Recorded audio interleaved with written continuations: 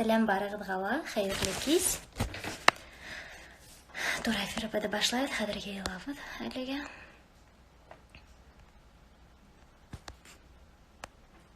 Сәлем, бітәді әлі қол болғай.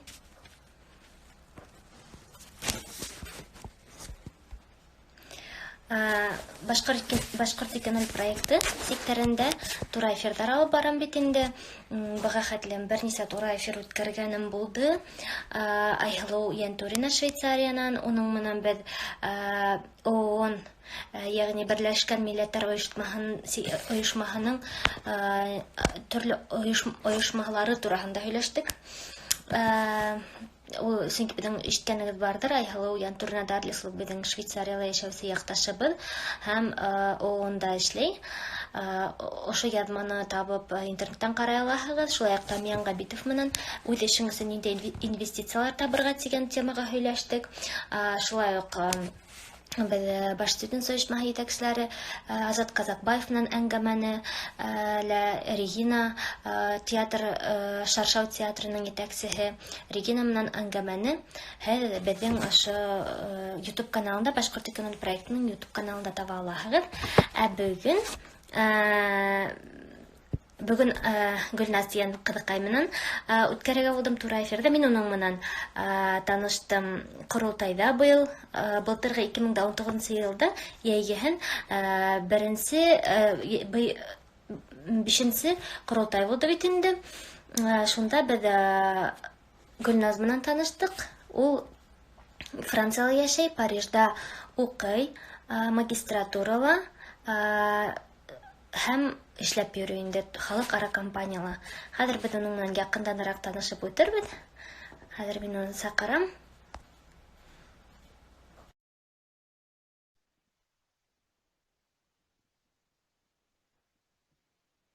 Ожидание Гүлназ дип язылган. Сәлам, Гүлназ. Сәлам. Сәлам, хәерле кис. Һәдә сәгать нисә? Парижда? Ой, слушай, что-то связь адрак насармика. Мин һине яхшы күрәм. Яхшы күрәм. Мин һине яхшы күрәм һәм яхшы ишетәм. Ярый, яхшы. Бүген без эш буенча Франция менән тоже бәйләнешкә сыкканбыз. Безнең компания тоже Францияныкы бит инде, без эшләгән компания. И ундагы егет бәйләнешкә сыга алманы, Франциягә связь насардыр. Гүлназ менән сыгып булыр микән? Бөтә башка илләрдә, Польшадан сыктылар, башка илләрдән сыктылар, связь яхшы булды, Франциягә чөт насар һәдә. Не знаю, что это безнең оператор не справляется микән, бөтә әле өйдә утырып не считаю, что. Аңлашылды. Һин менә үзең турында хәзер язып сөйләрсең. Әлегә һин үзең кайһы яктан, шуның сыгышың менән кайдан, хәзер кайһы ердә яшәйсең? Әйттем инде Париждан, шулай да һөйләп үтһәң үзең кыскасы. Кайһы яктансың? Бөтәһенә лә сәлам. Мин Баймак калаһыннан. Без якташтар бит инде. Баймакта туып үстем, шуннан БГПУга укыдым инде, шуннан Уфала 5 ел буе. Мен вообще БГУга инәм дигәнем, переводчик дигән. Онда инеп булганы, шайтып, БГУга барып эләктем. Но бердә лә ярлamadım, онда БГУга барып эләктем. Бердә лә ярлamadım инде, онда эләккәнемдә. Бик нык онда һәйбәт итеп укыталар инде. Переводчик тине ниндәй тел буенча переводчик булырга теләгәнең? Мен шу английский менән, получается, 10 класста укыганда миңа неожиданно английский охшай башланы инде. Бәшә алдан мен медик булайым микән дип йөрәйнем, шуннан решила шул иностранный языктар менән увлечься инде, и английскийга переводчикка БГУга инәм дигәнем. БГПУга шул тоже английскийга инде. БГПУга онда, получается, 2 төрле язык ине. Беренче английский обязательно, и икенчеһе либо французский, либо немецкий. Мен шул французскийда һәйрәнем инде. Бердә вообще өйрәнмәгән булмаһам да, с нуля, в общем, БГПУга өйрәнә башладым первый курста. Аңлашылды. Кызык. Һин менә БГПУга укырга ингәндә Франция менән тормышың бәйле булыр дип уйланыңмы? Yok вообще. Не могла бы даже представить. Ну, потому что бірінші курста өйрәнә башлаганда, вообще французский нык авыр язык дип күргәнем инде. Бірінші экзаменға вообще өз қойдылар инде миңа. Шандым, вообще бұл языкма килеп сыкмак микән дип инде. Шайтып ойлап, яйгаһын что-то мен решила инде все-таки подтянуться, насар оценкага укып нык өйрәнелмәгән бит инде как-то обидно өз алып йөрү. Шайтып укый башладым да, и что-то тора бергәс үҙемә лә оҡшай башланы инде.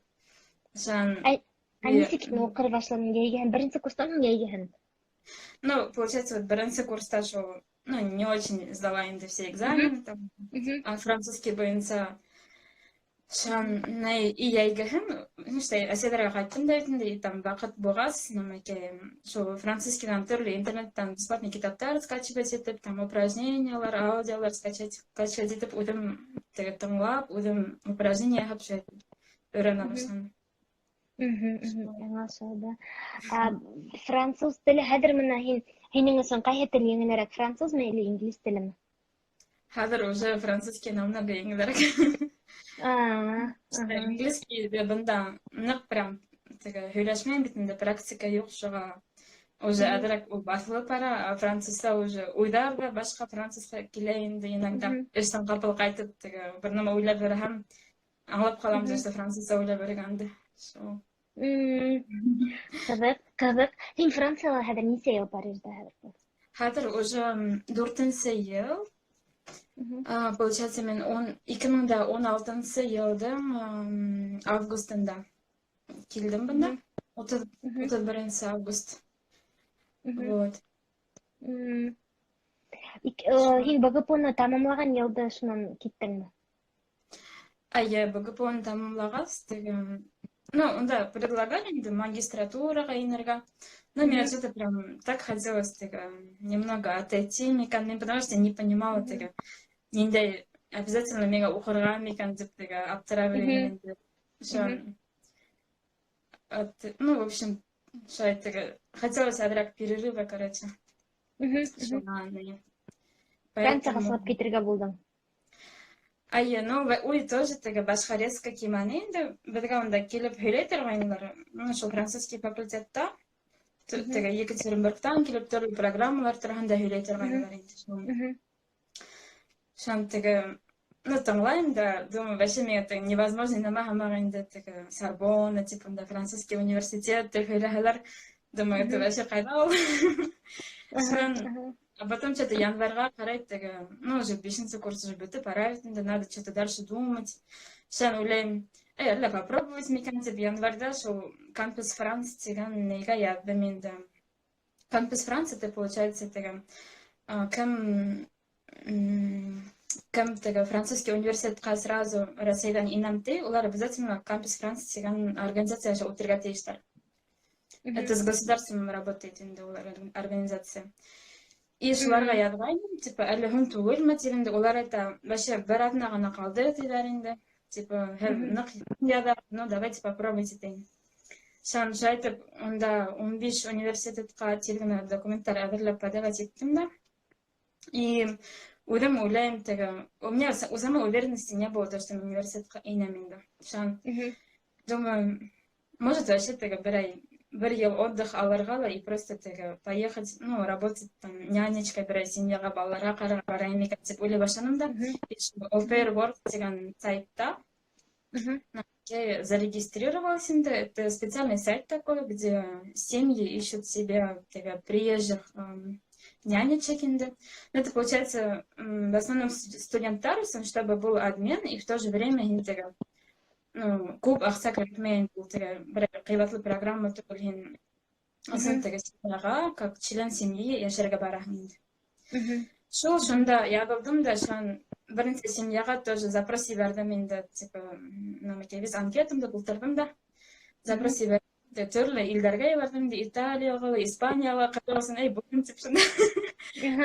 Африканский илгә лә ебәрҙем, мне почему-то просто не прям так важно было именно Франция, думаю, а вдруг шундала ебәттер дип.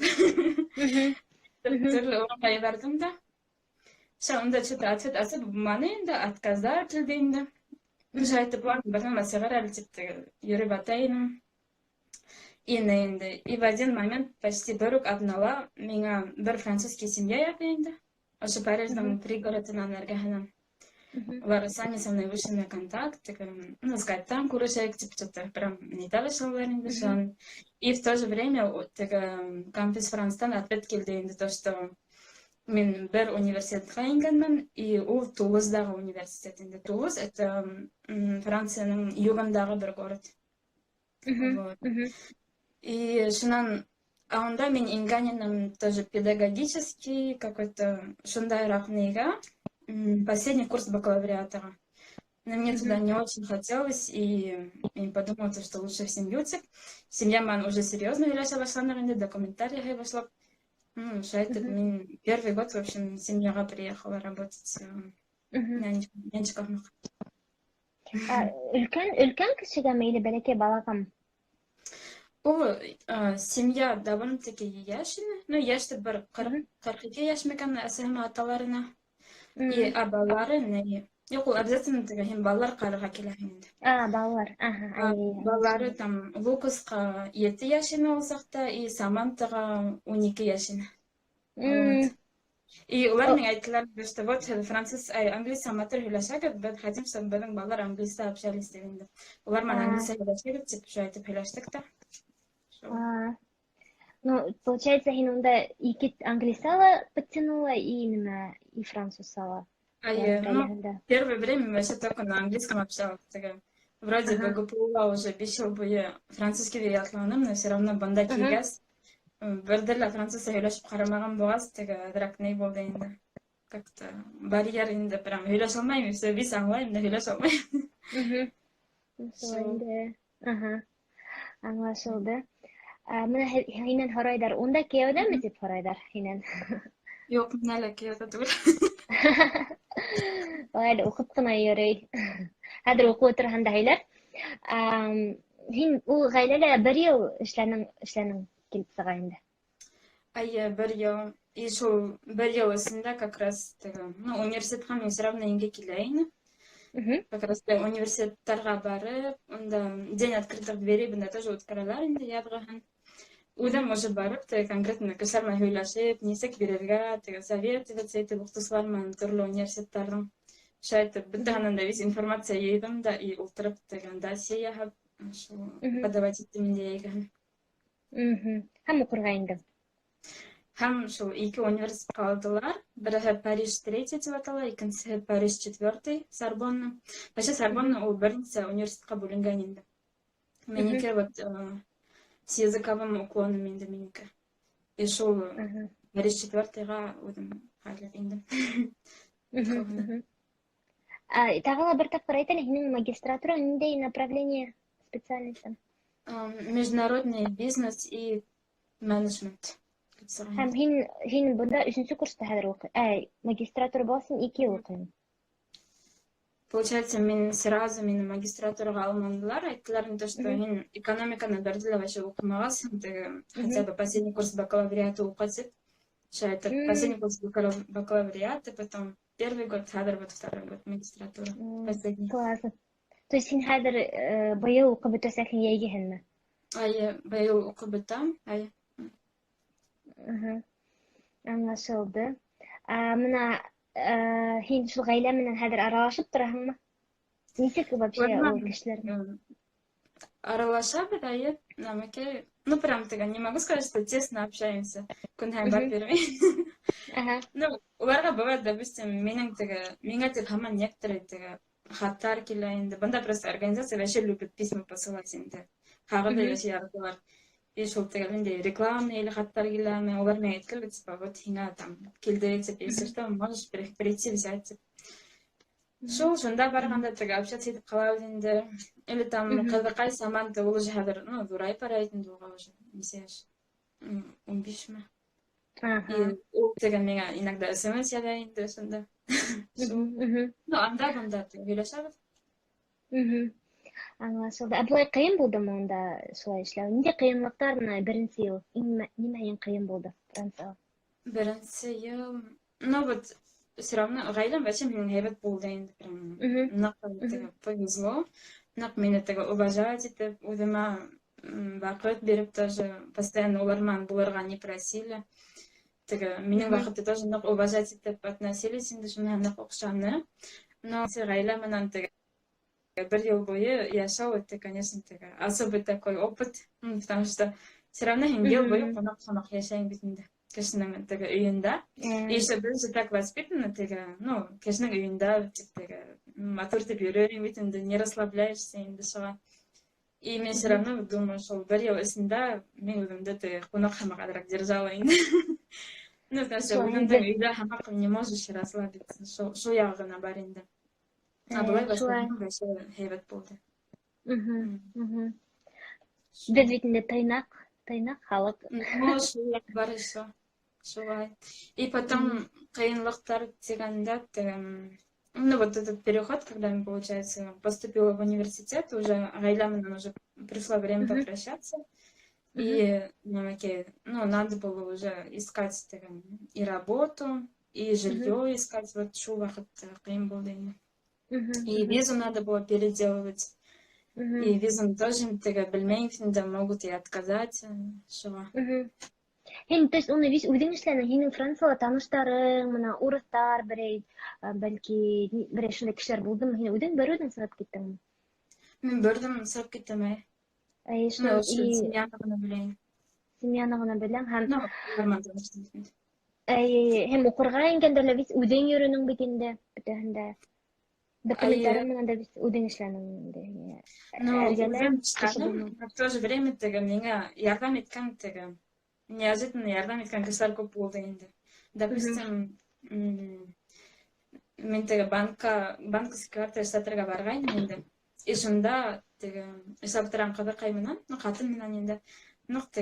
Аралашып кеттік, мен ғаудының историямды сөйлеген прям авторайын, адам мені поддерживать етам, шан и шо, ну, банк бәдің үйдің әргахында мен енді. Была тұрғайны. И шулман визаға, когда надо было писать там документы, мен оға барып, онан вестикшірттерді, менде ол меңа өйде еттенде, меңа келді, вестикшірі пирам, мотор деп язушыға ярдам еттермен деп ашайды. Ну, шул ярдам етті енді шынан семьяла, ну, балаларман ярдам еткан сақта, все равно менің бош вақытым көп бола тұрғайын. И иногда рус тілі и английский, репетиторство хамақ өткіре тұрғайны менде. Кішілерге барып. Шан шайды бір француженка Изабель мен таныштым менде, ол русский үйренайынды. Вот у нее вообще никаких родственных связей, там ничего нету, но вот она просто балдеет от русского языка, короче. И что у меня это инде, бардым эле азырлама, просто меня келди руса мен сөйлешти инде, типа.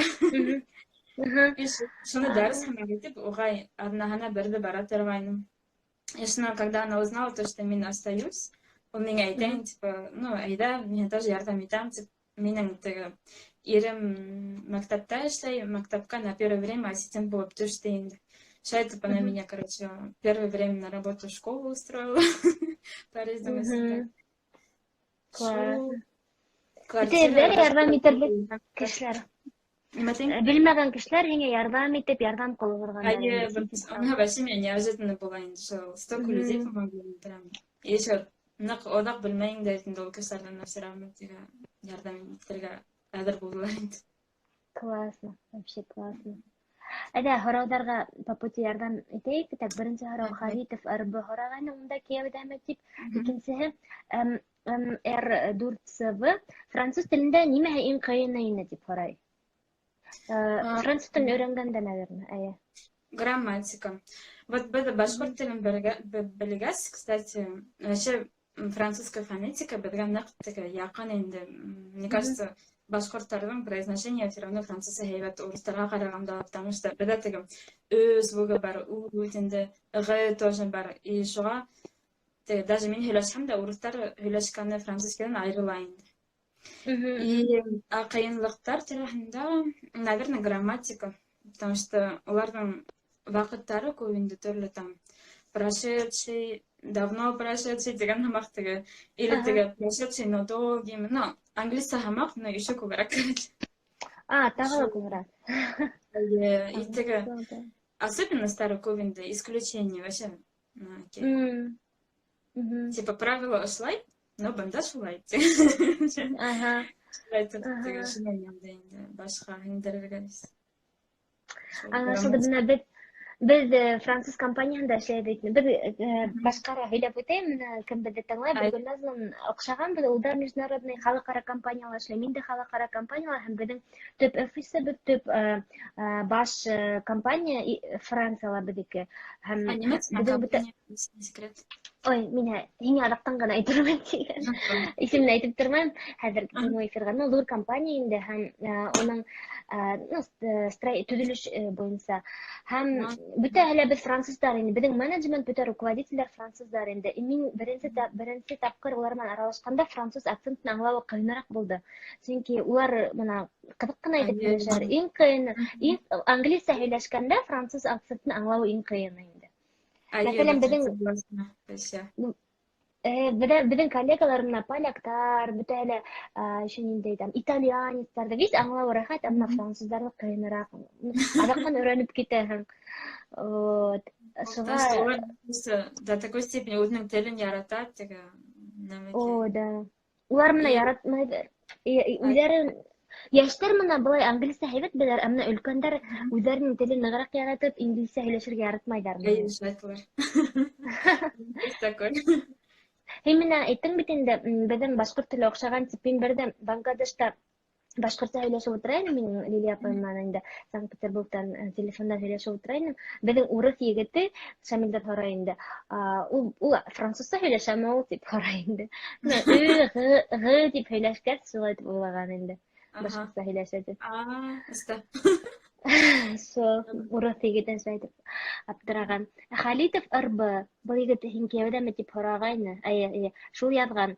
Башкорт кызы француз балаһын инглиз телен укыта. Ситуация хәтәр, ысынлап та хәтәр. Кияүгә башкортка сык югалтма башкортлыкты. Ала бирһә, әйдәгез башкорт егетләре йоклап ятмагыз. Әлбиттә, сит илдә башкорт егетләрен табуы кыен, хәзер һез Франциялы аралашаһығыҙмы башкорттар менән? Ну вот Парижда теге прям нык күп башкорттарҙы белмәйем. Шул Нурия тигән ҡатынды беләм инде. Ул ҡыҙы менән бында йәшәй. Шунан тағын бер башҡорт ҡыҙын белә инем. Ул Учаланан, ул хәҙер Лионға күсеп китте инде. Франция, шуға ул менән уже часто күрешеп булмай инде. Бутан кешеләрҙе белмәйем даже. Так что Халитов РБ егеттәр унда юҡ. Беҙҙең башҡорт егете табылып, әлбиттә мин дә һиңә киләсәктә башҡорт егетенә сығыуыңды теләйем. Үҙеңдең теләгеңдән тора инде, әлбиттә. Так, артабан ҡарайыҡ. Артабан беҙҙе тыңлайҙар.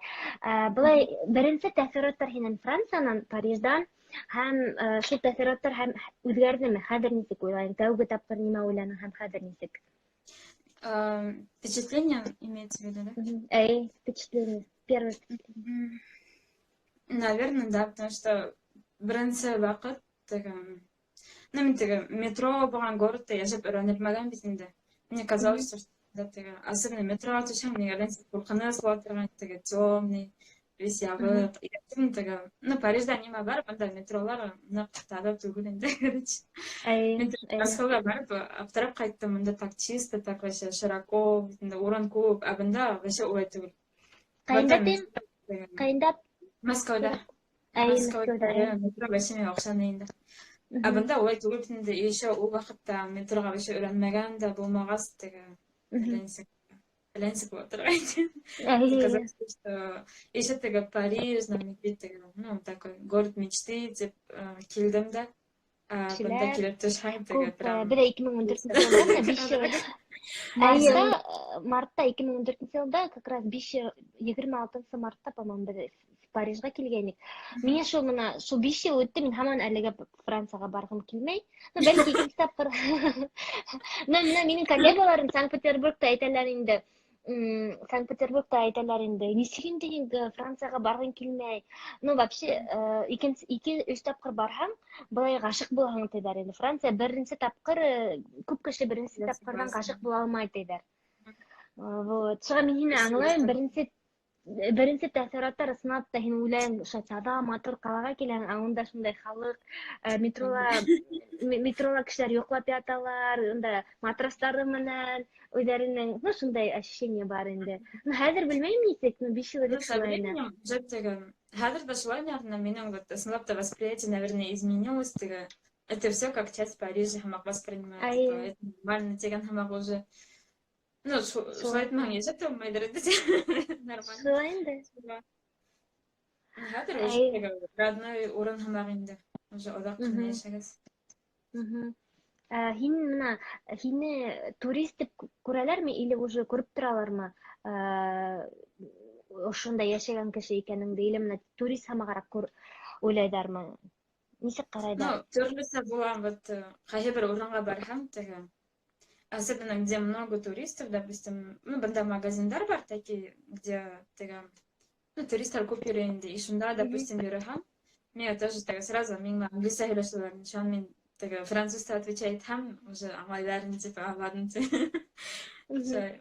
Ну, бар, если ты, где прям за туриста принимают француза, аңламай дип Һине вообще кем дип уйлайдар, менә нинди халык дип һорайдар, Ну, һәм кайдан? вообще, кызык тема инде. Ну, Мгм. көбісі вообще айта алмай қайдан екенімді, потому что, ну, Мгм. вроде и что-то такое славянское есть, ну, светлый, да, дешан, а вроде того, ну, Мгм. окей, и азиатское что-то есть, такое.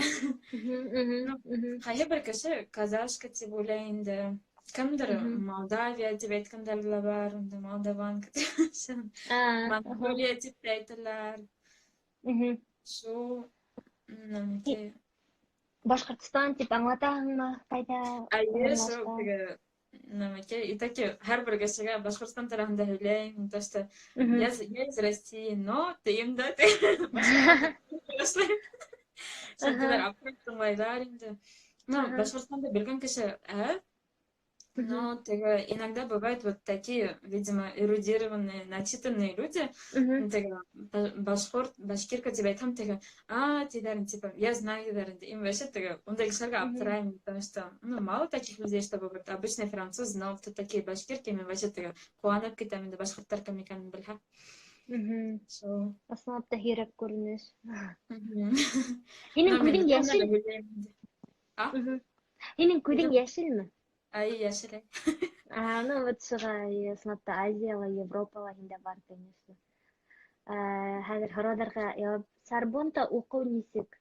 Сорбонтамы? Яҙмыш. Сорбонна. Сорбонна аңламаным һорауҙы. Һин хәҙер ҡайҙа уҡыйһың тағы ла бер тапҡыр?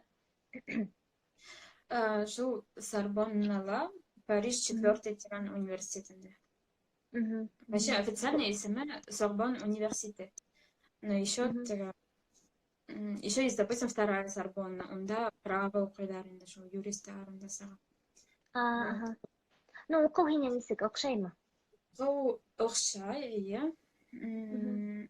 Үҙем мин вообще тегән, ну, наверное, мен готов была к худшему, так ныҡ ҡыйын булыр тип уйлағайным, но иногда булып ала, прям ныҡ ауыр периодтар. Вот бында нимәһе ҡыҙыҡ, беҙҙә, допустим, сессия ваҡытында, беҙ бит инде Мгм. теге сессия араһында беҙҙә көндәр бар, теге бер экзамен бираһың, дашан 2 көн следующий экзаменды уҡыйың, дашан бираң бит инде.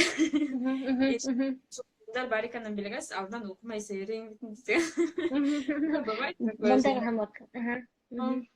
А бында теге вообще без разницы, нисек ҡалыр. Сессияны беҙҙә вот в прошлом году, декабрҙә бер көн эсендә 5 экзамен булды. И это вообще М. нормальное явление. Вот потому что думают, что, ну, как бы направляется, типа, некоторое время на то, что рассчитывать на то, что в течение года усиленно ты узен занимаешься дополнительно, М. дәрестәрҙе лә Мгм. вовремя уҡып барам тип, и теге шуға бер көн эсендә 5 экзамен биреү һиңә должно быть не проблематично. Мгм. Шундай особенности бар инде. Но Мгм. оҡшаған яҡтарынан теге вот мин хәҙер, ну вот нимәгә мин эшләп йөрөйөм, магистратурала у тебя есть возможность, получается, выбрать такую программу, где ты можешь 2 күн укырга, и 3 күн шул более-менее по специальности болған эште эсе тапһаң, 3 күн эшләйң инде. Получается, вот университет, компания, и мен договор заключать это, и шулай һиңа особый программа бирәләр инде. И шул ягы вообще ну, прям такой большой плюс дип уйлыйм инде. То есть сен университетка бардың да, һин әйттең, мин эшләгем килә, миңа кайһында эшләргә була, шуны һеҙ әйтегеҙ дип шулай дип һораныңмы? Это вот именно в магистратура, шунда есть возможность. Получается, 2 төрле направление бар. Берәһендә һин ярты ел буе полностью укыйың, и ярты ел буе стажировка үтәһең, почти укымайса, икенче ярты ел буе. Ә икенче программа буенча һин 2 көн буе укыйың, и 3 көн буе эшләйң. Но һин үҙең табарга тейешһең эште, үҙең должна интервью үтеп, һиңа берәү дә ошо компанияга бар дип әйтмәй. Үҙең ысын эшләгән һымак эҙләйһең инде. И эштә әйтәһең, что вот мен шундай программа буенча хочу тип. Ну, бында уже ул программа известна инде. И шуга, получается, когда һин ищешь работу, һин автоматически шул программа буенча тип эҙләйһең. Галочка ҡуяң. Ай. Ул альтернанс тип атала инде. Шулай итеп, үҙеңә оҡшаған эште компанияны табып алдың инде. Ай. Хәҙер эшең тураһында һөйләрһең тағы ла. Хәҙер һораҙарға яуап үтәйек. Ислам Байгужин ҡулғаған сәләм. Ислам, привет. Һинең таныштарың. Зөлхизә Рай, Эльвира, сәләм. Хәҙер һин ҡайҙарҙа йөрөп ятаһығыҙ? Мин Бангладешта эшләйбеҙ, Шамил менән, французский компанияла, ну, головной офис Франция, а так тоже халыҡара компания. Әлеге ваҡытта мин Өфөлә. Беҙ эвакуироваться итеп ҡайттыҡ инде, сөнки бөтә илдәр араһында самолеттарҙы ябалар, осоп булмай, шуға беҙ алданыраҡ ҡайтып өлгөрҙөк. Иртәгә төндә, бөгөн төндә Бангладештан уже осоп китеп булмай инде. Аллаға шөкөр, беҙ өлгөрҙөк. Шулай. Гөлназ, ҡайһы яҡтыҡыһың? Тип һораған Зөлхизә Рай. Баймаҡ ҡалаһынан, беҙ яҡташтар. Мин дә Баймаҡ районынан. Мин Баймаҡ районының Ишберҙе ауылында тыуғанмын, әммә Йомашҡа күсеп килдек. Шунда Йомашта бер нисә йыл уҡыным, һәм Гөлназдың әсәһе лә Йомаштыҡы. Маған йәйге Йомашҡа килеп йөрөгәнһеңдер. Честно, нет. Мен Йомашҡа вообще күп барған бар. Унда йәйгеһен, унда каникулға бара торғайным. Мин һине күргәнем, но иҫләмәйем инде. Һин нисәнсе йылға әле, әгәр сер булмаһа? Мен 93. Ну, без просто шул яҡҡа барып йөрөмәгәнбеҙ, наверное, но мына һине иҫләмәйем былай. Ҡайһаҡта Йомашта йәшәй торған? Беҙ һинең менән бер урамда, беҙ Совет урамынан. Беҙ теге төптәрәк, теге тау яғындараҡ. Шулай. Ярай, икенсе йылы Йомашҡа килһәң, алаберһә күрешербеҙ йәйге. Так. Нимәгәй? Ҡыҙыҡай, мин Йылымдыҡы, Зөлхизә. Йылымдыҡы. Аңлашылды. Минең ҡартатайым Йылымдыҡы. Так, уҡығандарның специальность буйынса эшкә төшөргә ҡыйынмы? Тип һораған. Марсель микән исеме? Ундай ауырлыҡ бар инде. Потому что бында Францияға... Мин да вот особенно, получается, мин студентка, мин иностранка бит инде. И мине берәй компания эшкә алам тиһә, ул миңә рабочий виза эшләргә тейеш. Мин менән бергә инде. А если компания берет не француза, а иностранку, то ул должен бындағы шул префектураға объяснить инде, нишәп ул француз урынына ошо кешене ала, потому что ул кеше янаһы более компетентный, ну, более түгел, а теге, берәй таланты бармы, или компетентности какой-то бармы. И получается, даже минимальный, шулай итеп алған сотрудниктарға минимальный зарплата бар инде. Ул общий минимальный зарплатынан күберәк, считается, потому что һин улай аҡыллы булғас, ондай кешене алғас, давай түлә инде күберәк. И шундай нейҙәр бар инде. Әйтәйем икән, ауырлыҡтар типме. Ну, кемдер еңел генә таба, как повезет, как настроишься, как будет искать, как будет искать. Шантарайнда. Демәк, һин еңелерәк булһын өсөн ошо магистратурала укып йөрөгәндә эшкә төшәгез яхшырак инде, артабан башында. Ну мен хәзер был, получается, был иштәгә минем контракт октябрьгә хәтлем, ошо елның октябрьне хәтлем. И это, получается, вот шел студенческий как бы контракт бит инде. А дальше, ну, улар миңа ничего не обещали. Мен ул компания, ну, прям нык калгым килә дип тә әйтә алмыйм, потому что минем икенче төрләрдә эшләп карагым килә инде. Наверное, где-то июнь башында микән эшләй башлармын инде. Аңлашылды. Так. Это какой вуз дип һораны мин, ну-ка. Һин әйттең яңа гына, ишеттегезме или тагы ла бер тапкыр әйтәм инде. Сорбонна, Париж 4. Париж 4. Так, Аккусарова Зульфия, я тоже с Баймакаты. Безә якташлар бар унда. Сәлам, якташлар. Сәлам. Так, Зульхиза, оказывается, бит тугандар, әсәегез менән быел таныштык. Елым алу бәләкәй генә, онда бер генә ураммы? Бугай шуга бөтәһе бер-бер менән тугандар. Ярый, без бәлки күрешербез быелмы, берәй вакыт елымда барып күргәнем юк. Һин елым алым беләмме? Ул менә юлыктан һуң киләһе авыл инде. Шул яктара икәнен беләм, но прям барып күргән юк шикелле. Ул бәләкәй генә, ул мин даже бәләкәй сакта гына булганым бар инде. Вот. Менә Данияс, МР4С. Данияс дигән егет. Данияс ул менә ВКонтакте тоже һорау ебәргән. Хәзер уның һорауын укыйм. Шул Данияс ебәргән шикелле ул. Так, хәзер әйтәм. Данияс Мамбетов.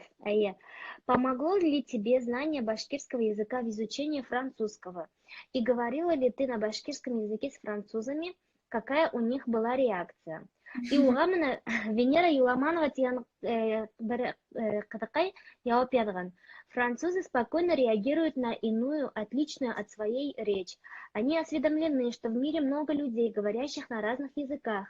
Знание башкирского языка помогает в осознании себя одной из важных частиц многогранного мира. Тип язган инде. Мен шулай әйтеп бөттем бит инде, башкорт телендә теге фонетикаһы нык ярдәм итте дип, шул произношениега вообще һәйбәт инде безнең, как бы безнең знание әйтәм микән. Шан Бигрәк тагы. Нимәкә, ну, Шан какая реакция дигәнне шул, ну, башкорт мен дип теге Башкортстан телендә сөйләгән күп әйтә инде, әйдә бер нәмә әйтеп кара дип, как всегда теге бер нәмә дип әйтә. Шан әйтәм, улар теге арабскийга охшаган дип, или турецкийга охшаган дип нителәр инде. Ну, бу нәрсә много арабов, и у арабов тоже теге арабса бар бит, буквалар. Шуга нәмәкә арабскийга охшаган дип күп әйтә. Францияга без тоже бергә төрле илдән кешеләр менән эшләйбез, тоже француздар килде, үзенең милләте, ну, паспорты француздыкы, үзе менә шул араб тоже бергә килде. Мусулмандар бит инде алар шулай. Кызык шул. Так, тагы Дания синен һорый, Рәсәйдә эш эзләмәнеңме? Рәсәйдә эш эзләмәнең? Һин эзләргә вакытың да булмады, һин укыганда соң. Мен эзләгәнем шулай да, получается, шул тоже 5-нче курста бетеп барганда теге адрак паника булган микән, нимә генә эшләмәдем инде. Ну, меня вообще очень хотелось бер гайда барлыга теге, икенче бер әйргә. Пусть ул Рәсәйдән булган икенче бер точкаһы, или илдәге бер икенче точкаһы, не теге, гелмәгә любопытно инде, то что безнең ир шундай зур, и теге төрле кешеләр бар, төрлесе уң түгел, уй менән яшәй инде. Теге икенчеләй уйлай, ишуны миңа кызык була торган, шуга нәмәкәй икенче темага киттем. Москва эргәһендә әлендә теге булган компанияларга интервью үтеп караганым бар инде, шул 5-нче курста бетеп барганда. Потом әлендә Владивостоктагы какой-то ходай ошмаган эшкә тоже интервью үтеп караганым бар. Ну, анда Шул бернәрсә тапкыр сыкмагайны, уже Франция тип нитә башлаган бит инде, и шуга аны забросила инде. Шул. Былай, 5-нче курста шул эшләп йөргәндә, 4-нче, 5-нче курста мин Уфала Декатлонда эшли торгайным. Ну, частичная работа һәммәк. На параллельно тоже укымын. Ага. Һәм һин менә һөйләгәйнең бит инде, тагыла нимә һинең менә шул Франциягә китүеңә йогынты яһаны, ул ошо Айсек дип әйтеләме нисек? Шул оешма. Айсек и не только, ну, одно из них тегән. Вообще шул укып йөргән сакта активный була торгайным инде. Испанскийды өйрәнергә йөреп торгайным. Хәзер испанский әзрәк аңлайм, нык һөйләшмәһәм дә, ну, аңлайм инде. Шул тегән дәрес бетһә шул, либо испанскийга барам, либо Айсектагы онда иностранецлар килһә, улар менән теге күрешәбез, шунда күмәкләп. Онда еще бердә онда ике аяк бер китаянка кигәйнем. Мине уның ни әйтеп куйдылар инде. Ну, Айсекта шулай да инде теге иностранец. Бер китап куялар. Дус дип куялар инде. Ул менән теге шопингка барам, или берәй симка алырга кирәкме уга, шул менән теге йөри торгайным инде, английса һөйләшә торгайным шан. Или теге улар встречалар күп оештылар бит инде. Да, где-то пойти погулять, на великах покататься, ну, шайтып улар менән күп йөренем. И тагын шул work and travel менән бардым бит инде Америкага 3-нче курстан һуң. И шул, наверное, тоже меня повлияло, шул минең дальнейшей жизньга. Work and travel, конечно, вообще һәйбәт. Һин онда 4 айга бардың? 3 айга. Шул ул вообще отдельный интересный опыт булды. Бик кызык. Так, хәзер артабан һорарларга. Халитов РБ баягы һиңә кияүгә башкорт кешене кияүгә сыгарга әйткән кеше. Кадрия? Минең папочкам. Сәлам, кем безнең менән кушыла? Бик күп кызык һорауларга Гөлназ җавап бирде. Кем яңа гына кушыла, рактан хаклар белән карар хакында эфирде. Так, Халитов РБ, Эльвира йөрәгендә урын бармы? Һез миннән һорайыгызмы, или Гөлназдан һорайыгызмы? Гөлназ бит инде әле кияүдә түгел, минең йөрәгемдә урын юк, мин кияүдә. Гөлназда мөгаен әле барбыр. Миннука. Эльвира, ты выпускница БРГ, если да, то в каком году выпустился? Мен БРГшница 2007 елда гимназияны тамамладым. Һез нисәнче елда тамамладыгыз, или һез гимназияны? Так, Халитов РБ. Кавказецлар башкорт теле, гарәп теленә якын тейҙәр. Ҡөрьән уҡыған һымаҡ һөйләшәһегеҙ тине. Сөнки беҙҙең менән шундай өндәр булғанға. Тоже. Баяғы Халитов Түркмәнстанға бар яҡшы ғәдел системалы ил тип һанайым. Мин Түркмәнстанда кешеләрем, таныштарым бар, белмәйем, әйтә алмайым. Әлфиә Әминова һорау бирә. Һаумыһығыҙ, нисек ашарға бешерергә өлгөрәһегеҙме ти? Нисек онда? Үҙеңә бешерәмме? Бик ҡыҙыҡ һорау. Үҙемә бешерергә тырышам, но теге үҙем өсөн бешереү ныҡ ҡыҙыҡ түгел инде. Шулай. Не булһа, бешерәм ул теге төрлө соустар яһап, ваҡытым булһа, берәр ҙә ҡабаланмаған булһам. Ну, былай үҙемә бешерһәм, мин теге, ну, тиҙ генә бешерәм дә, шунда һауытҡа һалып алам да, эшкә апарам. Но мин как-то почему-то от этой еды прям удовольствия не получаю инде. И шулай, ну, где-то однаһына мин стараюсь 2 тапҡыр, 2-3 тапҡыр үҙем бешерергә.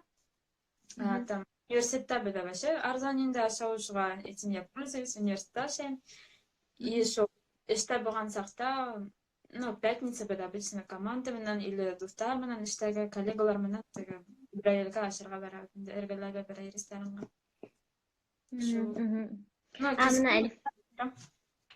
Әлфиә апа яҙған. Мин бит әсәй кеше бит, шуға ҡайғырам. Әлбиттә. Әйткәндә, һин бит инде хәҙер нейҙә карантинда ултыраһың, өйҙән сыҡмайһың. Бешерәһең тимәк өйҙә? Хәҙер бешерәм. Бер башҡа бер бәлә. Развивать кулинарные способности. Ну, или һин доставка заказывать итәһеңме өйгә ашарға? Доставка, ну, бой да, намеке, может, бір күн өттеге, одна бірден, икінің, может, итермін теймінді, но, Мгм. ол теге, все равно, бір яқтан қибат, но икінші яқтан, теге, ол это постоянно ятыр тоже моевитінде келештіріп, теге. Шулай инде. Жоқ, А магазинға сығалаңмы һин? Магазинға сығалам, ну, теге, неме хақыды, қадыр бір 5-ші күн кеттетінде, 5-ші күн карантинде қы, теге, Мгм. өрәнган магазинға барам деймді, намеке, қапыл ғына сығып кеткегілер, шан Мгм. итлеймін, то, что надо бумагу написать, теге, біті постоянно объяснить мне әдіргарак, немеге Мгм. сыққанымды, шан Мгм. отырып, бір 5 минут намеке А4-ға вести адамда, сол намеке бойынса, шаблон бойынса, Мгм. я такая-то, намеке выхожу, потому что мне нужно пойти в магазин, типа, это Мгм. шан сақсыға. Уны һин нисек ебәрәң? Или шул ҡағыҙҙы тотоп Оны сығаһыңмы? Или һин ебәрмәй, бер ҡағыҙы просто һин үҙең должна иметь инде. Если аңлашылды. полицейский һораһа, то Һине не. һорағандары бармы? Мине һорағандары юҡ, но тәҙрәнән бында ҡарайым, мин площадьта йәшәйем инде. Тәҙрәнән ҡараһаң, теге часто йөрөйҙәр инде, полицейскийҙар күренәләр. Һин хәҙер менә өйҙә карантинда ултыраһың и магазинға ғына сығаһың. Шулаймы? Магазинға сығам, шан намекей. Миндә үҙемдә теге стиральный машинка юҡ, шуға намекейгә тип, йыуырға тип сығам инде. Нигә? Прачечныйға шунан иногда теге просто йөрөп киләм, тип, өйҙөң эргәһенән, там, беренсе тапҡыр урап. Шул.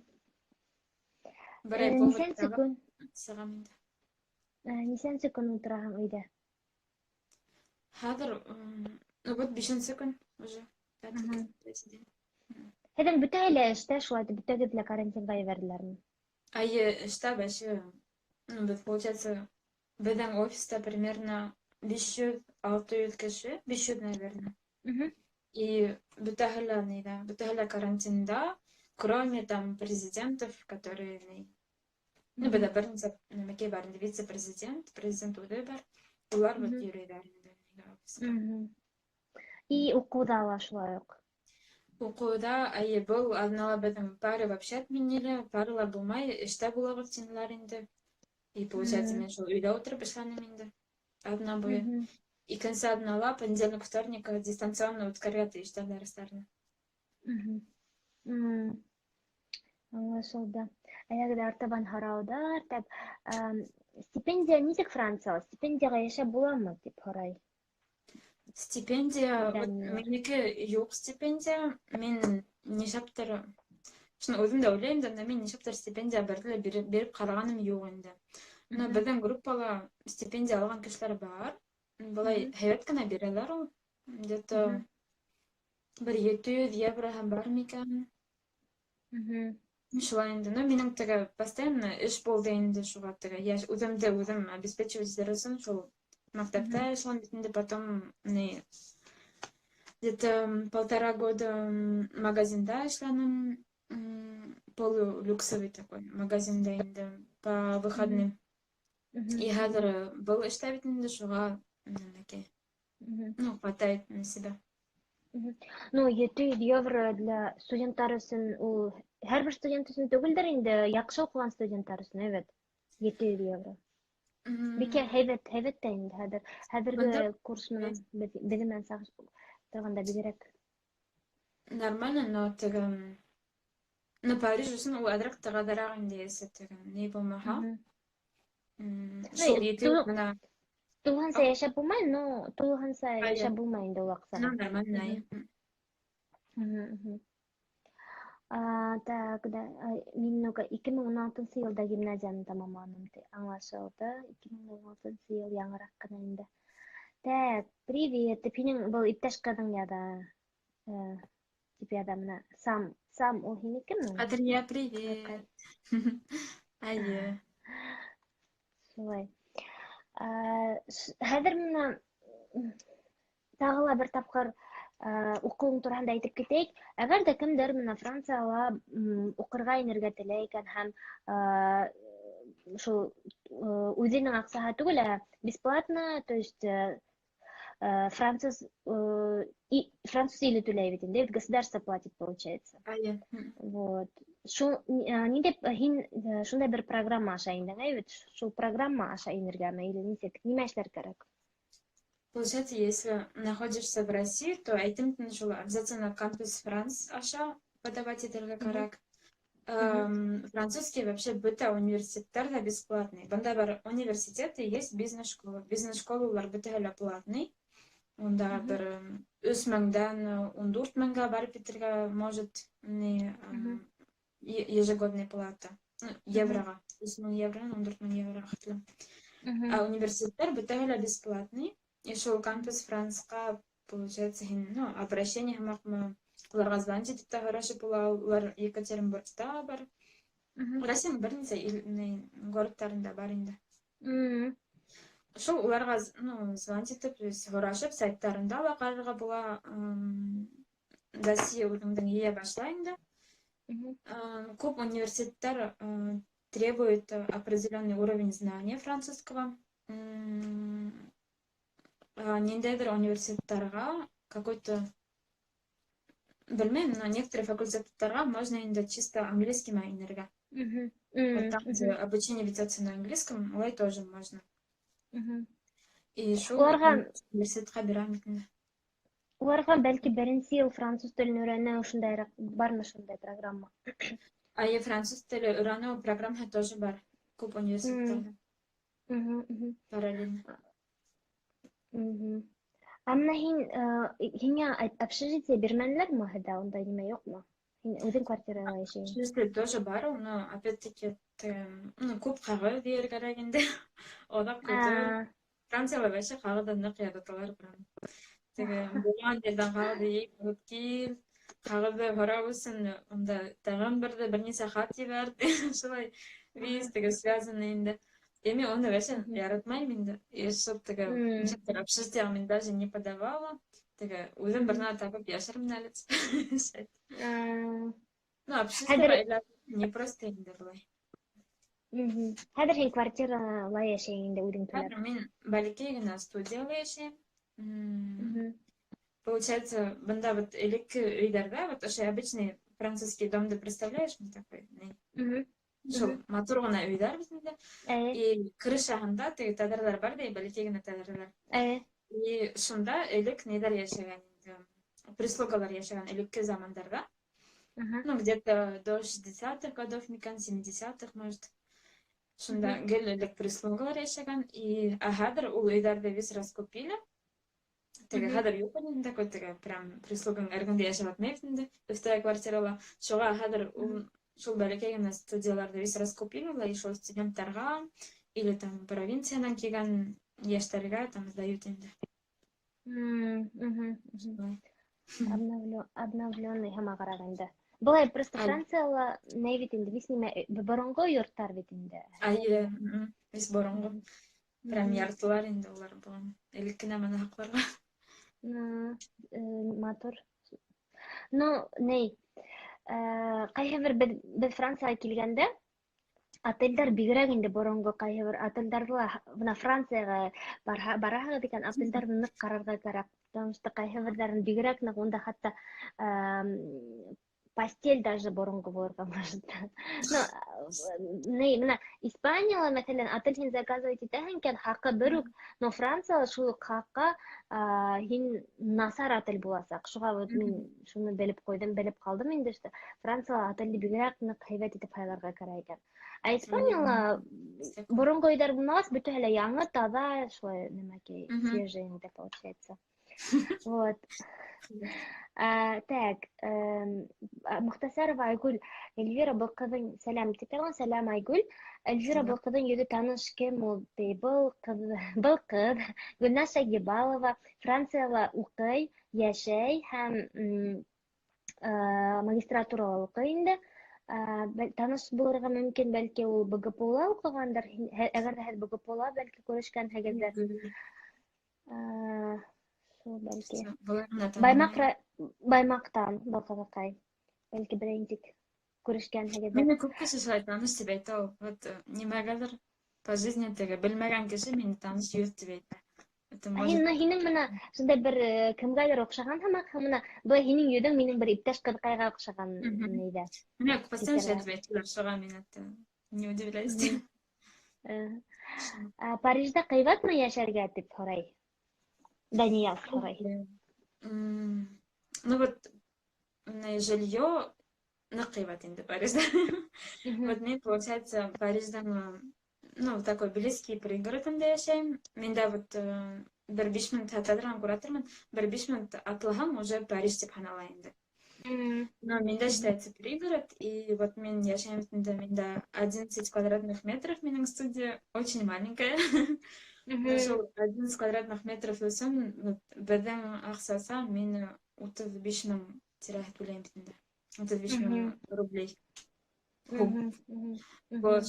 Жилье ныҡ ҡыйбат. И то инде кешегә шулай тора тип әйтһәм, бындағы кешеләргә улар теге, типа, еще нормально ҡыйбат түгел тип әйттеләр инде. Шулай, а теге нормальный, уже однокомнатный квартира снимайтам тиһәң, унда, точно от 1000 евро, наверное. Мәскәүҙә хәҙер белмәйем, но Мәскәүҙә комнаталар где-то 20 нисә мең бит инде. Хәҙер Мәскәүҙәгенән ҡиммәтерәк, әҙерәк, получается. Примерно, наверное, Мәскәүҙә һымаҡ микән, цены. Чуть әҙерәк ҡиммәтерәк, наверное, тип уйлайым. Сөнки Мәскәү, һин бит инде Париж ситтәрәк, Париж тип һанала, прям в центре түгел. Так, Рәйсә апай, успешной, красивой, умной девушки Эльвира и ваши гости Гульназа. Удачи вам, берегите себя. Рәхмәт, Рәйсә апай. Рәйсә апай бик аҡыллы, шулай уҡ инглиз телен белә яҡшы. Оноттом мин инде компанияла эшләйһегеҙ. Бик алдынғы заманса апайҙарҙың береһе. Ду рәхмәт һеҙҙән шундай һүҙҙәр ишетеү. Бик ҙур рәхмәт. Шулай артабан һинең һорауҙар яҙып алғайным. Ниндәй башҡорттар менән аралашаһың әйттең бит инде, башҡорттар улай күп түгел тип әйттең бит инде. Урыҫтар менән хәҙер дуҫтарың. Һинең дуҫтарың араһында кемдәр күбе һинсә хәҙер? Ниндәй милләт? Француздар? Казахстандан бар дуҫтарым. Улар менән һәйбәт общаюсь инде. Ну вот чем-то и культура менән беҙ яҡын микән, теге аңлашабыҙ бер-берҙе һәйбәт. Шунан тагын урыҫ дуҫтарым да бар, урыҫ ҡыҙҙары бында. Минең одногруппница инде Катя, ул Пензанан. Шунан беҙҙең эштә тоже, беҙҙең, получается, эш частично РЖД компанияһы связаны инде, русские, российские железные дороги. И шуға беҙҙән инде урыҫтар тоже әҙерәк бар. Да, вот Пермдән бер ҡыҙыҡай бер Ольга тигән. Шулшан украинка дуҫтарым да бар инде. Шул теге СНГ илдәренән, Болгариянан да бар. Тимәк, беҙҙең казахтар ысынлап та барыр, беҙҙең үҙебеҙҙең башҡорттар һымағыраҡ бит инде, урыҫтар, конечно, бит тоже сит илдә булһаң, бөтәһе лә яҡын бер туғандар һымаҡ йәшәй. Даже теге берәү Молдавиянанмы тип әйтһә, миңә үзе теге ни һымаҡ, туған һымаҡ тигән. Улар бит урыҫса һөйләшә бит инде, улар менән урыҫса һөйләшкәс. Итә без культураны, ниге аңлайҙар уже. Сразу автоматически близкие икәнеңде һиҙәң инде. История общебыз. Так, Дания, һөҙөмтәлә һеҙҙеңсә Францияға уҡырға инергә стоит, урыҫса әйткәндә. Һеҙ уҡырға инергә уйлайһығыҙмы? Һеҙ мәктәптә уҡып йөрөйһөгөҙмө, Дания? Или һеҙ хәҙер университеттан һуң уҡырға инергә теләйһегеҙме? Яҙығыҙ беҙгә. Һәм тағы ла эшең тураһында һөйләп үтһәң, нимә менән шөғөлләнәһең эшеңдә менән, яғни һөйләй башлағайның бит инде, РЖД менән бәйле. Нимә оҡшай эшеңдә? Ниндәй менән шөғөлләнеүе оҡшай? Эш, получается, шул логистическая компания инде.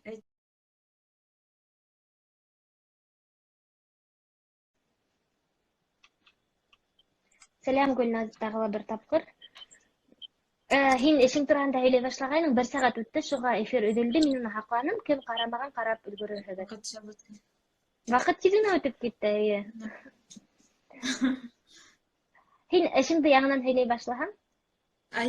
Ну, шул транспортная компания, в общем, такая төрлө вид транспортировка менән, стокта һаҡлау менән тоже занимается инде.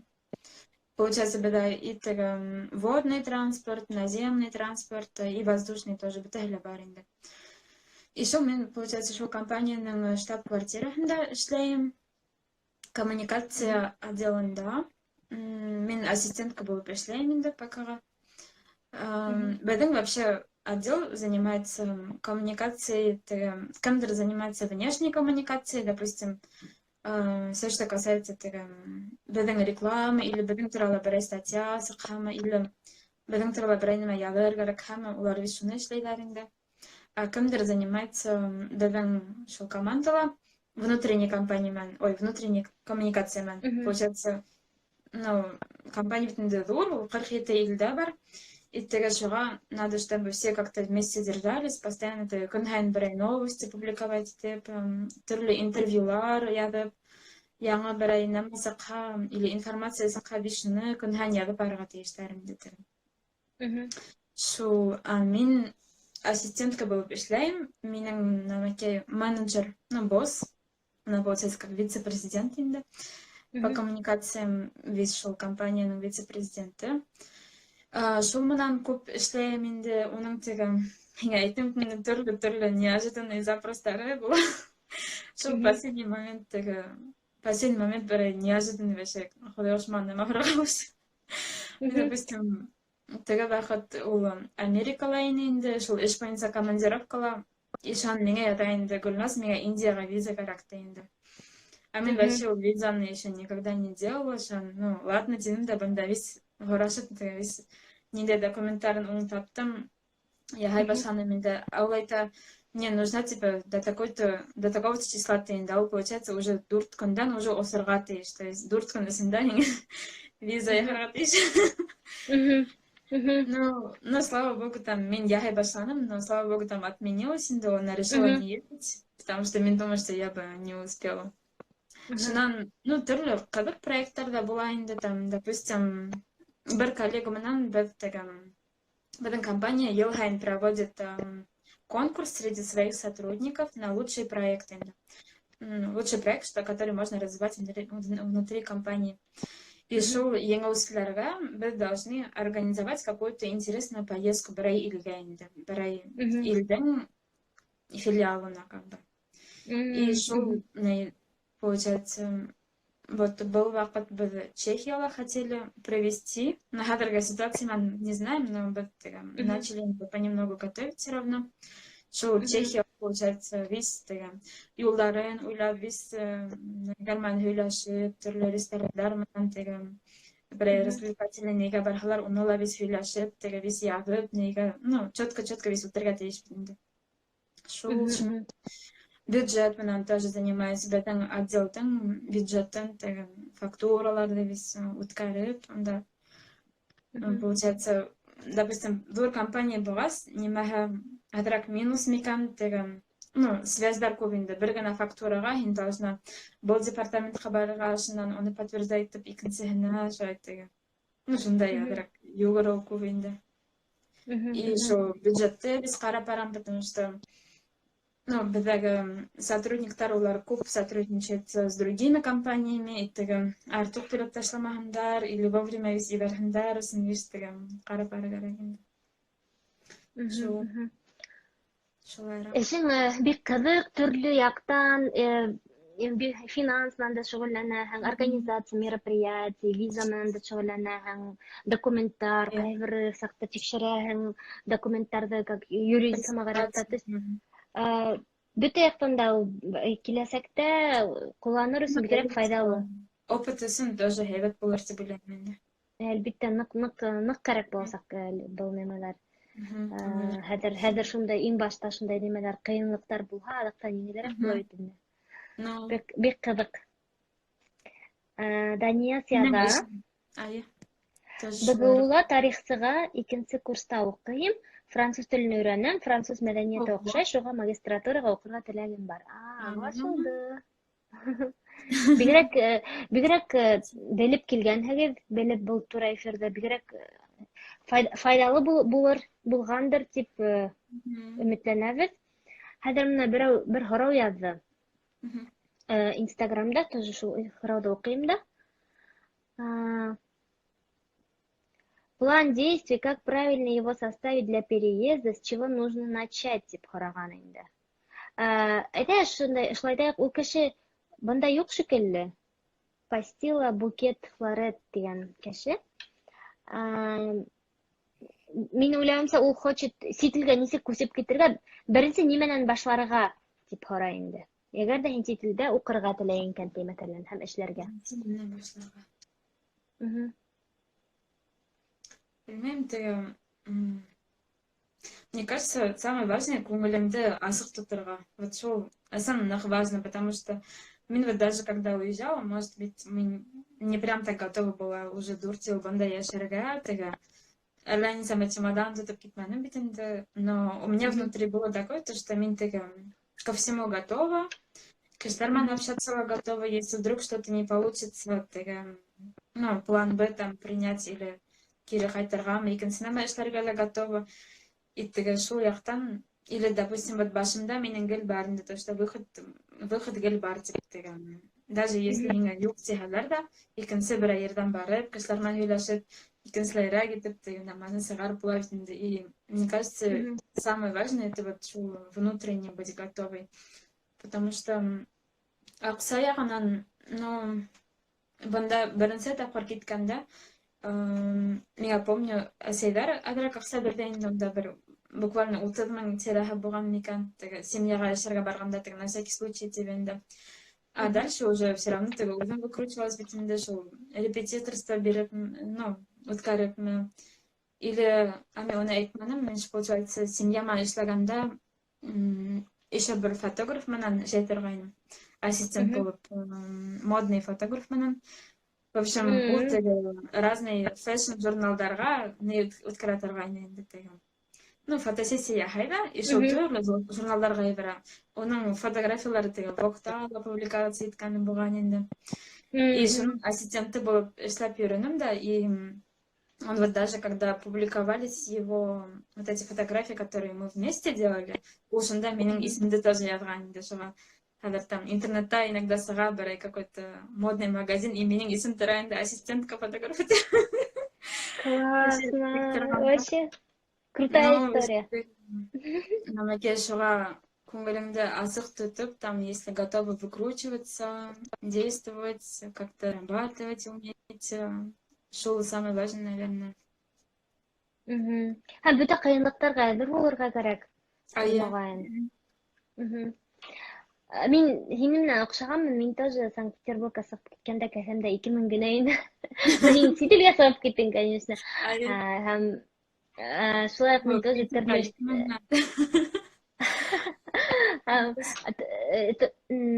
тоже мин беренсе эштәремдән ныҡ күп тәжрибә алып, тормошомда шул нимәләр аҙаҡтан да вот кәрәк булды инде. Параллельно ике эштә эшләп, ике эштә уҡып йөрөнөм. Һин тоже шундай ситуацияла булдың бит. Шуға сит илдә әйтәләр бит инде, сит илгә сығып китәм, мин тормошом үҙгәрә дип. Кеше сит илдә йәшәгән ерен үҙгәртһә лә, үҙенән үҙе ҡасып китә алмай бит инде. Тормош барыбер, кешенең характеры шулай уҡ ҡала бит инде. Шуға Гөлназ, һинең фекерең ныҡ оҡшаны инде, күңелеңдә азыҡ тотоп, бөтә нимәгә әҙер булырға һәм сапта һинең лә яҡшы шундай кешеләр осраған бит инде. Сөнки һинең күңелең шулай свет исхадил, шуға кешеләр күрәләр бит инде. Ну, потому что общаться етмәй, әҙерәк закрытыйыраҡ йөрөһәң, ну, никогда бы ундай кешеләр дә осрамаҫ ине, и оптимистичный булып йөрөмәһәң, ундай юлдар да асылмаҫ ине, шуға. Шулай. Әгәр ҙә һин үҙеңдең дөрөҫ юлдан бараһың, дөрөҫ нәмәләр, ғәмәлдәр эшләйһең, тип уйлаһаң, һәрвакыт юлдар асылып тора мына. Чынлап та шулай. Ой, бигрәк кызык булды, бигрәк оҡшаны. Йәштәргә иң һуңғы һорауым йәштәргә ниндәй теләктәрең бар дигәнне тағы ла ошо менә күңелеңдә асыҡ булырға, һәрвакыт бөтә нимәгәдер булырға тинең. Тағы ла ниндәй менә теләктәрең бар менә беҙҙең башҡорт йәштәренә? Башҡорт йәштәренә. Ну, нимә тип әйтергә инде? Төрлө яҡтан теге развиваться итергә тырышырға кәрәк тип уйлайым инде. Теге төрлө нәмә менән ҡыҙыҡһынып, төрлө кешеләр менән общаться итеп, башҡа илдәрҙе лә күрергә тырышып, потому что, ну, чем больше шулай күрәһең, тем больше һин теге аңлайһың шул, и как-то о жизни больше понимаешь, и тем как-то сильнее становишься уже, буш юҡ нәмәгә бирешеп тә йөрөмәйһең, и үҙеңә лә нығыраҡ ышана башлайһың бит инде. И шуға бер генә урында тормаҫҡа тип әйтер инем. Всегда двигаться, оптимистично булып, төрлө юлдар эҙләп, үҙегеҙҙе в первую очередь итеп, үҙеңдән башлаһаң, мне кажется, шул иң дөрөҫө микән. Үҙ-үҙеңде үҫтереп, үҙгәртеп. И шунан уже окружениеға ла һиңә кәрәк нәмәләр притягиваться итә. И теге эшләйем тигән эштәрең дә уңа. Ой, бигерәк оҡшаны, бигерәк матур теләктәр. Ҙур рәхмәт һиңә, Гөлназ. Үҙеңә рәхмәт ҙур итеп. Һине күптән саҡырам тип йөрөй инем.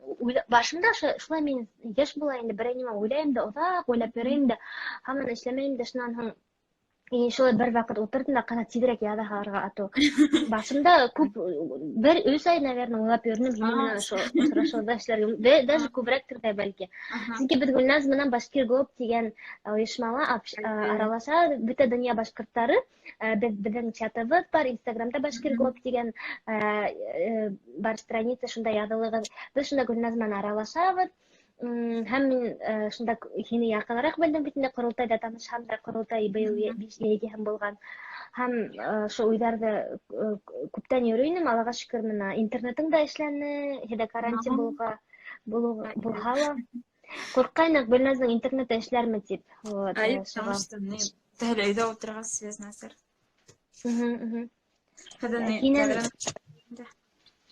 Тәҙрәнән? Мына ошо площадь. Айып, ошо площадь. Был мына мэрия инде.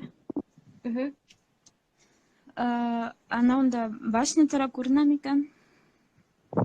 Бер башня күренә. Шул Эйфелева башня. Уныһы күренә. Эйфелева күренмәй икенсе. О, Эйфелева башня. Һеҙҙә строительство, крандар күренә, күп нәмәләр төҙөлөп ята инде эргәңдә. Бында строительство бара. Хәҙер. Так. Мана торған, ошо получается это башня. Эйфелева. Айы. Мына ныҡ һәйбәт күренә, вообще һәйбәт күренә. Төндә янып күренә инде. Төндә янғаны күренә тоже. Ну и бында өй строят там. Һеҙҙә ҡар юҡ, йылы уже, Йылы, но бөгөн һыуыҡ. Яҡын тип әйтә Данияз. Ну, яҡын тип күренһә лә, ул Эйфелева башня ҙур булып күренһә лә, ул... Йыл барһам, бер 40 минут йыл барыу. Ну 40 минут нормально, вообще яҡын. Вообще һәйбәт. Нормально. Мин кәңәшем яңы килеп ҡушылғандарға шул, прямой эфирҙы Гөлназ менән һаҡланыҡ, мотлаҡ ҡарап сығығыҙ, Гөлназ унда нисек магистратураға бесплатно бушлай уҡырға инергә, нисек эшкә төшөргә, халыҡ-ара компанияла эшләргә, ниндәй ҡыйынлыҡтар менән тура килә осрашырға һәм уларҙы нисек еңеп сығырға, һәм башҡа тураһында бик күп ҡыҙыҡ нәмәләр һөйләне. Миңә бигерәк ныҡ оҡшаны. Бигерәк файҙалы булғандыр тип уйлайым. Рәхмәт һиңә. Хушлашайыҡ, ала бер осрашырбыҙ тағы ла. Эфирҙарҙа саҡырырбыҙ. Рәхмәт һиңә. Гөлназ, беҙ бит һинең сувенирҙы кемгә бүләк итәһең? Кемдең һорауы, ниндәй һорау иң ныҡ оҡшаны? Мин иң активный егеткә Оны то ишәлә нәгәрәк вдохновлять итеп ебәрергә. На Камал мистер Дурт. Данияз. Ай, Даниярга тип әйтәм. Аха. Котлайбыз һине, Данияз. Һәр кайдан тиргенә үдегет тураһында язып итегез.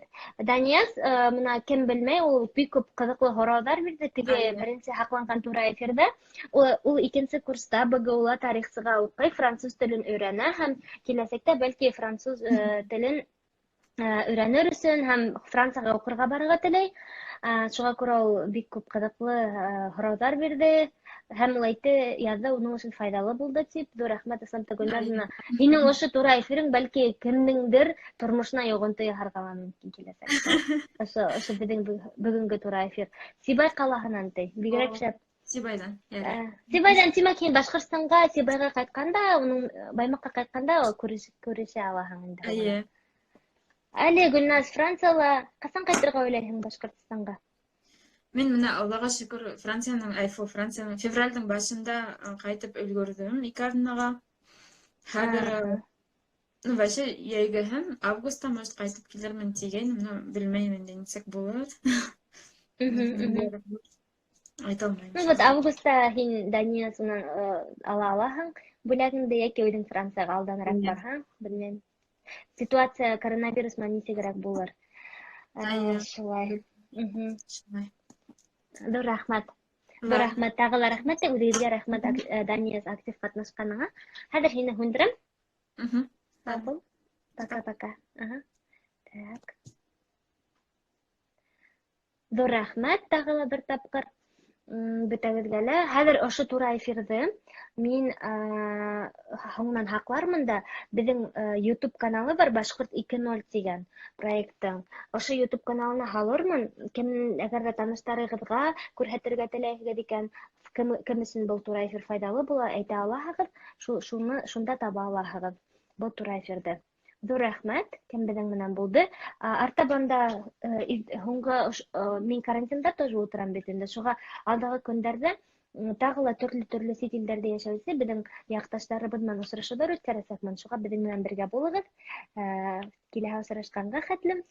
Һау булыгыз. Зур рәхмәт. Хәерле кич.